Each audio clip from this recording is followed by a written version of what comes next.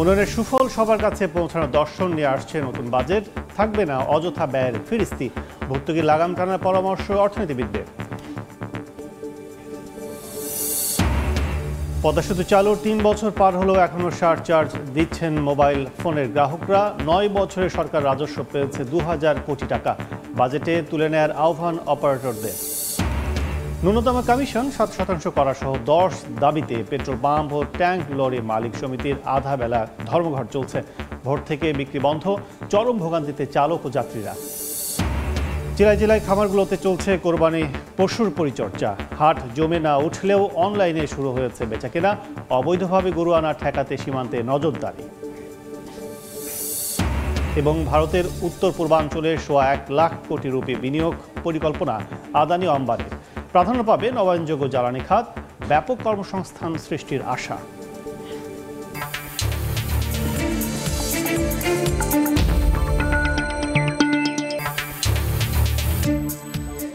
দেখছিলেন শিরোনাম। আমন্ত্রণ জানাচ্ছি দেশ ও দেশের বাইরের অর্থ বাণিজ্যের নানা খবর নিয়ে আমাদের নিয়মিত আয়োজন এ সময়ের বাণিজ্যে। আপনাদের সঙ্গে আছি আমি কাজল আব্দুল্লাহ। আগামী অর্থ বছরেও বাড়ছে বাজেটের আকার। জিডিপি প্রবৃদ্ধির লক্ষ্যমাত্রা ৫.৫, আর মূল্যস্ফীতি ধরা হতে পারে ৭.৫ থেকে ৮%। এমন পূর্বাভাস দিয়েছেন অর্থ উপদেষ্টা। জানিয়েছেন উন্নয়নের সুফল যেন সমহারে সকলের কাছে পৌঁছায়, সেই দর্শনকে সামনে রেখেই বাস্তবায়নযোগ্য বাজেট দিতে যাচ্ছে অন্তর্বর্তী সরকার। লক্ষ্যমাত্রা নির্ধারণকে যৌক্তিক বললেও ভর্তুকি ব্যয়ে লাগাম টানার তাগিদ অর্থনীতিবিদদের। কামরুল হাসান সবুজের রিপোর্ট। বাস্তবায়নযোগ্য যেন বাজেট করি। মেজর আমাদের ফোকাসটা হলো উন্নয়নের যে একটা সুফলটা ছিল মানুষের কাছে একটা সমাহারে পৌঁছায়, যেটা এতদিন হয় না। এটা বুঝতে পারছি। আসছে ২০২৫-২৬ অর্থ বছরের বাজেটে কোন কোন বিষয়ে বিশেষ নজর দেওয়া হচ্ছে তাই জানালেন অর্থ উপদেষ্টা। বললেন এবারও বাড়বে জাতীয় বাজেটের আকার, অর্থাৎ তা দাঁড়াবে ৭,৯৭,০০০ কোটি টাকার বেশি। তবে থাকবে না অযথা ব্যয়ের লম্বা ফিরিস্তি আর উন্নয়নের পথনকশার নামে কথার ফুলঝুরি। একেবারে তো গত মতো রাখা যাবে না, কিন্তু ১ টাকা হলেও তো বাড়াতে হবে না। তো সেম বাজেটে দিয়ে দিচ্ছেন, তো অতএব কিছুটা বাড়বে, বাট খুব বিরাট বিশাল। উন্নয়নের ধারায় দেশের মোট দেশজ উৎপাদন কেমন হারে বাড়বে আগামী অর্থ বছর, এমন প্রশ্নে জানান জিডিপি প্রবৃদ্ধি ধরা হতে পারে ৫.৫%, যা ৬.৮% ধরা হয়েছিল চলতি অর্থ বছরের বাজেট ঘোষণায়। মূল্যস্ফীতি নিয়ন্ত্রণ নিয়েও নেই উচ্চাকাঙ্ক্ষা। ৭.৫ থেকে ৮% রাখতে চান মূল্যস্ফীতির লক্ষ্যমাত্রা। চলতি অর্থ বছরের বাজেটে যা ধরা হয়েছিল ৬.৫%।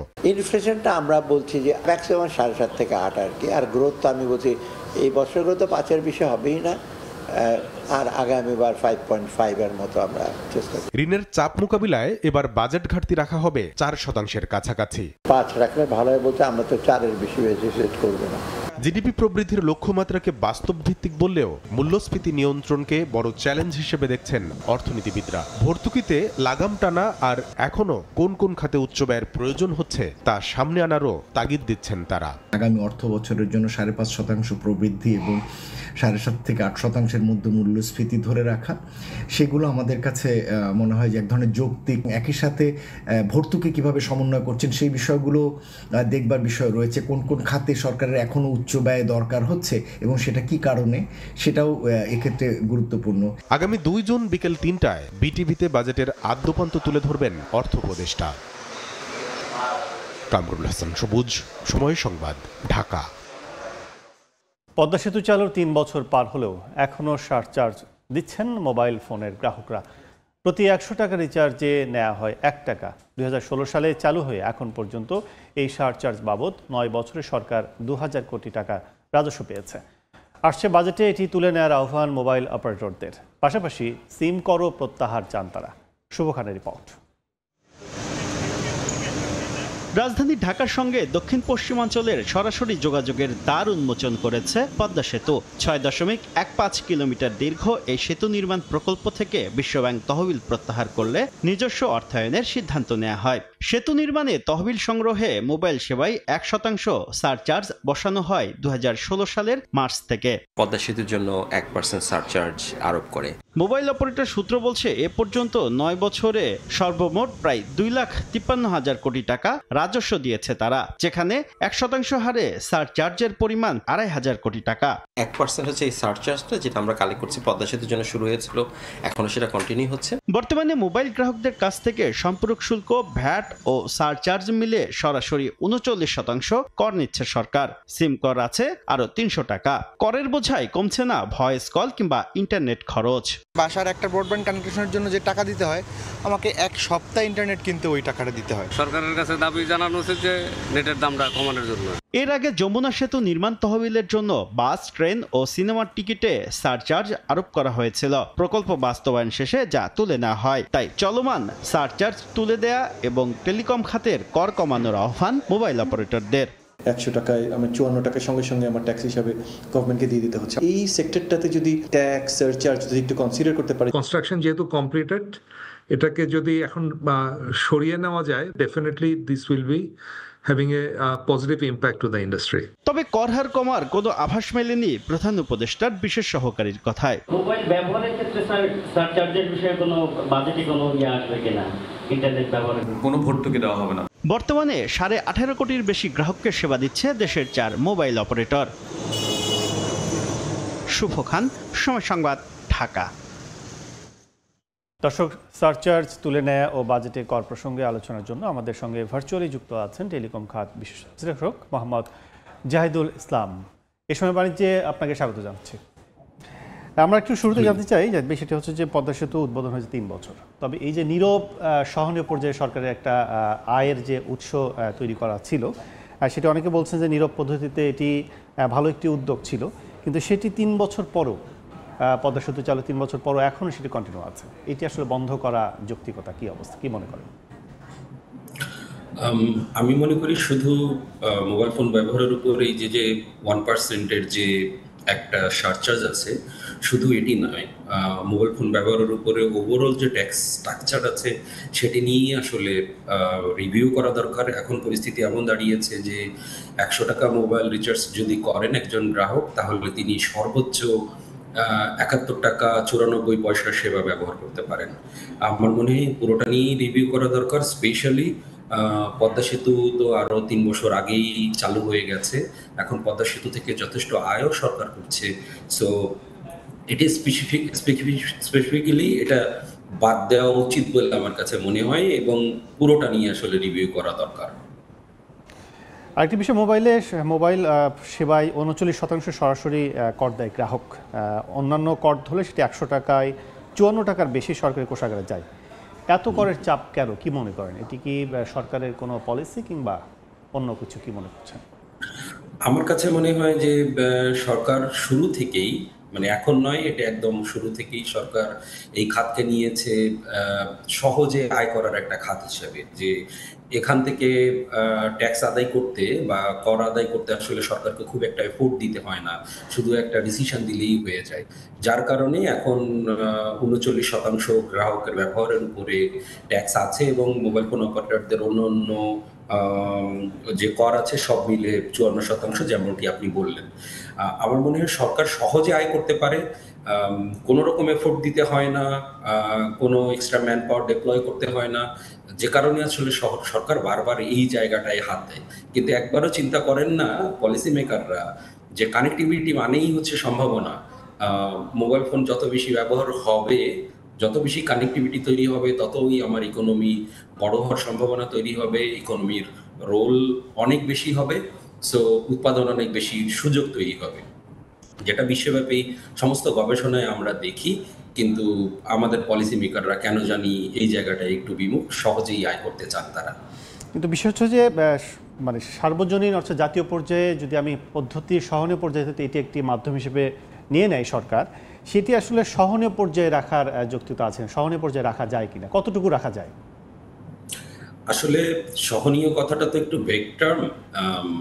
জিনিসটা হওয়া উচিত যে একটা স্টাডি হওয়া উচিত, একটা ওভারঅল স্টাডি হওয়া উচিত, এখানে ইভেন ইন্টারন্যাশনাল এক্সপার্টও থাকতে পারে যে সরকারের টাকা দরকার, ডেফিনেটলি আমরা সেটা বুঝি, কিন্তু সেটা কি এই জায়গা থেকে কি না শুধু, নাকি অন্য জায়গা থেকেও হতে পারে। যেমন আমি আপনাকে একটা উদাহরণ দিই যে সিগারেটের উপরে যে আছে আপনার টার্নওভার ট্যাক্স আছে, সেটা হচ্ছে টোবাকো ইন্ডাস্ট্রির জন্য 1%, কিন্তু টেলিকম ইন্ডাস্ট্রির জন্য হচ্ছে কি 2%।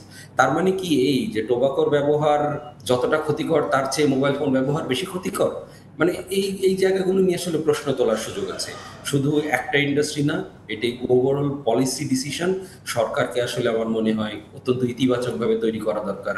সামনের পৃথিবীতে আমাদের তরুণ মানে তরুণ সমাজ কিভাবে এগিয়ে যাবে, কিভাবে তারা স্মার্ট ইন্ডাস্ট্রিতে কন্ট্রিবিউট করবে, এগুলো আসলে ভাবার দরকার। আমার মনে হয় এই সরকারের কাছ থেকে অন্তত আমরা সেটা প্রত্যাশা করতে পারি। সাবমেরিন কেবলে ব্যান্ডউইথ খরচ 10% এবং ব্যান্ডউইথ সঞ্চালনে 15% কমিয়েছে সরকার। এরপরও ডাটার দাম কমছে না, যদি অপারেটর বলেছে যে সেখানে যদি সরকার দাম কমায় তারাও কমাবে, কিন্তু এখানে সীমাবদ্ধতা কোন জায়গায়, কি মনে করেন? আমার কাছে যেটা মনে হয়, আপনি দুটো খরচের কথা বললেন, দুটো খরচ সরকার কমিয়েছে, কিন্তু এর বাইরেও কিন্তু আরো অনেক ধরনের খরচ আছে। ডেটা ট্রান্সমিশনের জন্য একটা বড় খরচ আছে, সেখানে সরকার সামান্য কমিয়েছে। অপারেশনাল এক্সপেন্ডিচার, তারপরে সেখানে রেভিনিউ শেয়ারিং, সেখানে ট্যাক্স, এ ধরনের সব মিলে আসলে অনেকগুলো বিষয় আছে। হাউএভার সরকার একটা বড় ছাড় দিয়েছে। আমার মনে হয় ইন্ডাস্ট্রিকেও এখান থেকে এগিয়ে আসা উচিত, যে কিছুটা হলেও গ্রাহককে ছাড় দেওয়া। সবসময় সরকার জোর করে জিনিসটা চাপিয়ে দিবে অপারেটরদের উপরে, সেটা আসলে হওয়া উচিত না। আমার মনে হয় কিছুটা হলে ছাড় দেওয়ার সুযোগ আছে। আমরা অপারেটরদের কাছ থেকে সেই প্রত্যাশা করব যে তারাও তাদের সদিচ্ছাটা দেখাবে। অনেক অনেক ধন্যবাদ জনাব মোহাম্মদ জাহিদুল ইসলাম আমাদের সাথে আলোচনায় যুক্ত হওয়ার জন্য। দেখছেন এ সময় বাণিজ্য। গার্ডেন ফ্রেশ টেকনোলজির কঙ্কা ফ্রিজে 14 দিনেরও বেশি সময় খাবার থাকে ফ্রেশ। তেল বিক্রি ন্যূনতম কমিশন 7% করা সহ 10 দাবিতে সারা দেশে আধাবেলা ধর্মঘট পালন করছে পেট্রোল পাম্প ও ট্যাঙ্ক লরি মালিক ঐক্য পরিষদ। ভোর 6টা থেকে দুপুর 2টা পর্যন্ত ডিপো থেকে তেল উত্তোলন ও পেট্রোল পাম্প থেকে তেল বিক্রির সব কার্যক্রম বন্ধ থাকবে বলে জানিয়েছেন পেট্রোল পাম্পের মালিক কর্মচারীরা। কেন্দ্রীয় কর্মসূচির অংশ হিসেবে কর্মবিরতি পালনের ঘোষণা দিয়েছেন তারা। এতে স্থবির হয়ে পড়েছে সিরাজগঞ্জের বাঘাবাড়ি অয়েল ডিপো।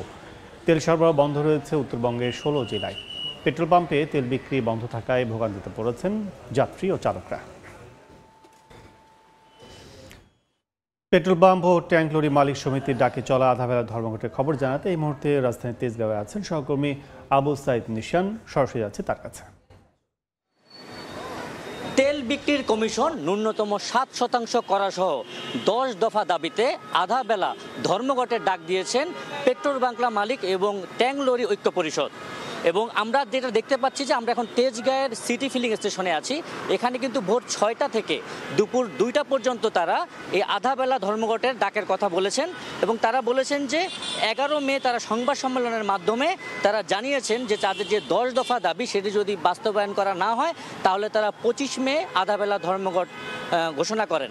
সেই ধারাবাহিকতায় কিন্তু তারা আজকে সকাল থেকে ধর্মঘটটা পালন করছেন। এতে ঢাকা সহ কিন্তু সারা দেশের পেট্রোল পাম্পগুলোর তেল উত্তোলন এবং তেল সরবরাহ কাজ বন্ধ রয়েছে। এতে কিন্তু ভোগান্তিতে পড়েছে কিন্তু হাজারো মানুষ। আমরা অনেক চালক এবং যাত্রীদের সাথে কথা বলে যেটা জানতে পেরেছিলাম যে চালকরা বলছেন যে তারা অনেকেই কিন্তু হাসপাতালে যাচ্ছেন এবং অনেকে ইউনিভার্সিটি এবং কলেজে যাচ্ছিলেন এবং তাদের পরীক্ষা আছে। এই মুহূর্তে হঠাৎ করে এই তেল বন্ধের ঘটনায় তারা বিভ্রান্তিতে এবং ভোগান্তিতে পড়েছেন এবং তারা বলছেন যে এই যে হঠাৎ করে যে তেল পাম্পে এসে তারা যে তেল বন্ধ ঘোষণা দেখতেছেন সেটি কিন্তু তারা আগে জানতেন না এবং এতে কিন্তু অনেকেই কিন্তু গুরুত্বপূর্ণ মিটিং এবং পরীক্ষা থেকে তারা কিন্তু বঞ্চিত হচ্ছেন বলে আমাদেরকে জানিয়েছেন। এবং এখানে আমরা যে সিটি ফিলিং স্টেশনের কর্মরত যারা আছেন তাদের সাথে কথা বলে যেটা জানতে পেরেছিলাম, তারা বলছেন যে ভোর 6টা থেকে দুপুর 2টা পর্যন্ত আধাবেলা কর্মবিরতি থাকলেও খুব শীঘ্রই তারা কিন্তুই করবেন। এবং এই যে সারা দেশের যে তেল পাম্পের যে ঘটনাটি যে এখন বন্ধ আছে এতে যে ভোগান্তিতে পড়েছেন মানুষ সেটা কিন্তু তারা আমাদেরকে জানিয়েছেন। এবং আমরা যেটা জানতে পেরেছিলাম এখন কিন্তু পেট্রোল বাংলা কর্পোরেশনে কিন্তু তেল পাম্পের মালিক সমিতিদের সাথে একটি বৈঠক হচ্ছে। সেই বৈঠকে কিন্তু জানা যাবে যে পরবর্তী যে নির্দেশনা তারা কি আমাদেরকে জানিয়েছেন। এই ছিল আমার কাছে সিটি ফিলিং স্টেশন থেকে সর্বশেষ সংবাদ। জ্বালানি তেল সরবরাহ বন্ধ, যাত্রীদের ভোগান্তি, সব মিলিয়ে এখানকার পরিস্থিতি জানতে সরাসরি ছিলাম রাজধানী তেজগাঁওয়ে। দেখছেন এ সময় বাণিজ্য।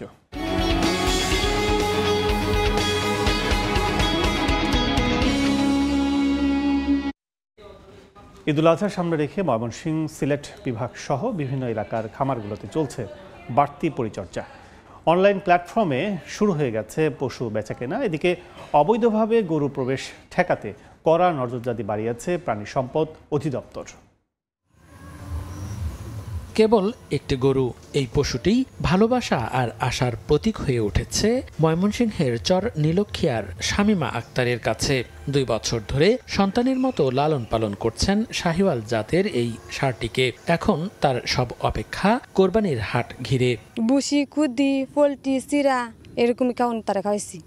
বেতনের নেত 3 লাখ। প্রাণী সম্পদ অধিদপ্তরের তথ্য অনুযায়ী আসন্ন ঈদুল আজহায় বিভাগে কোরবানির জন্য লালন করা হয়েছে 5,70,813টি পশু। স্থানীয় চাহিদা মিটিয়ে উদ্বৃত্ত থাকবে 1,61,594টি পশু। ভালো সাড়া পেয়েছি, মোটামুটি সেল হয়ে গেছে, অল্প কয়েকটা গরু আছে। অনলাইনে ঘাটাঘাটি করছিলাম, ওনাদের সাথে যোগাযোগ করে ফার্মে চলে আসি। আমি একটা নিয়েছি অলরেডি।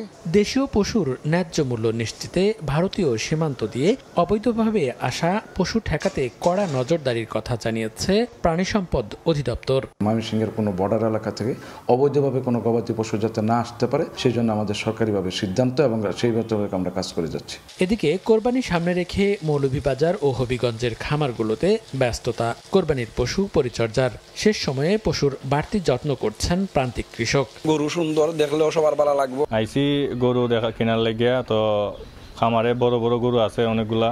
জেলা প্রাণী সম্পদ দপ্তরের দেয়া তথ্য মতে এবছর মৌলভীবাজারে কোরবানির জন্য প্রায় 80,637টি গবাদি পশু প্রস্তুত, আর হবিগঞ্জে 71,000 গরুর চাহিদার বিপরীতে মজুদ রয়েছে প্রায় 70,000। মনিরুজ্জামান প্রান্ত, সময় সংবাদ। দেখছেন এই সময় বাণিজ্য। ভারতের উত্তর পূর্বাঞ্চল ঘিরে বিপুল অঙ্কের বিনিয়োগের ঘোষণা দিয়েছেন দেশটির 2 শীর্ষ ধনকুবের। অবকাঠামো, জ্বালানি এবং শিল্প খাতে 1,25,000 কোটি রুপির বিনিয়োগ পরিকল্পনা তুলে ধরেন গৌতম আদানি এবং মুকেশ আম্বানি। নয়াদিল্লিতে রাইজিং নর্থ ইস্ট ইনভেস্টর সামিটে ভারতের প্রধানমন্ত্রী নরেন্দ্র মোদীর সঙ্গে এক মঞ্চে দেশটির শীর্ষ ধনী মুকেশ আম্বানি ও গৌতম আদানি। দেশটির উত্তর পূর্বাঞ্চলের রাজ্যগুলোর উন্নয়ন নিয়ে এই সম্মেলন। নবায়নযোগ্য জ্বালানিকে প্রাধান্য দিয়ে অঞ্চলটিতে বিনিয়োগের নানা পরিকল্পনার কথা তুলে ধরেন আদানি গ্রুপের কর্ণধার গৌতম আদানি। 3 মাস আগে আসামে 50,000 কোটি টাকার বিনিয়োগের প্রতিশ্রুতি দিয়েছিলাম। আজ আপনার নেতৃত্বে অনুপ্রাণিত হয়ে আমি ঘোষণা করছি, পরবর্তী 10 বছরে আদানি গ্রুপ উত্তর পূর্ব ভারতে আরো 50,000 কোটি টাকা বিনিয়োগ করবে।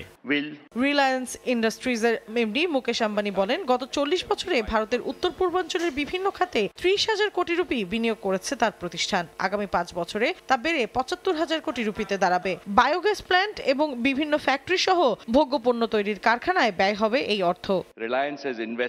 মৌসুমী সাথী, সময় সংবাদ। এ পর্যায়ে শীর্ষ সংবাদগুলো জানিয়ে দিচ্ছে আরেকবার। উন্নয়নের সুফল সবার কাছে পৌঁছানোর দর্শন নিয়ে আসছে নতুন বাজেট। থাকবে না অযথা ব্যয়ের ফিরিস্তি, ভর্তুকির লাগাম টানার পরামর্শ অর্থনীতিবিদদের। পদ্মা সেতু চালুর 3 বছর পার হলেও এখনও সারচার্জ দিচ্ছেন মোবাইল ফোনের গ্রাহকরা। 9 বছরে সরকার রাজস্ব পেয়েছে 2,000 কোটি টাকা। বাজেটে তুলে নেওয়ার আহ্বান অপারেটরদের। এবং ন্যূনতম কমিশন 7% করা সহ 10 দাবিতে পেট্রোল পাম্প ও ট্যাঙ্ক লরি মালিক সমিতির আধাবেলা ধর্মঘট চলছে। ভোর থেকে বিক্রি বন্ধ, চরম ভোগান্তিতে চালক ও যাত্রীরা। এই ছিল এই সময় বাণিজ্যে। সঙ্গে থাকুন সময়ের।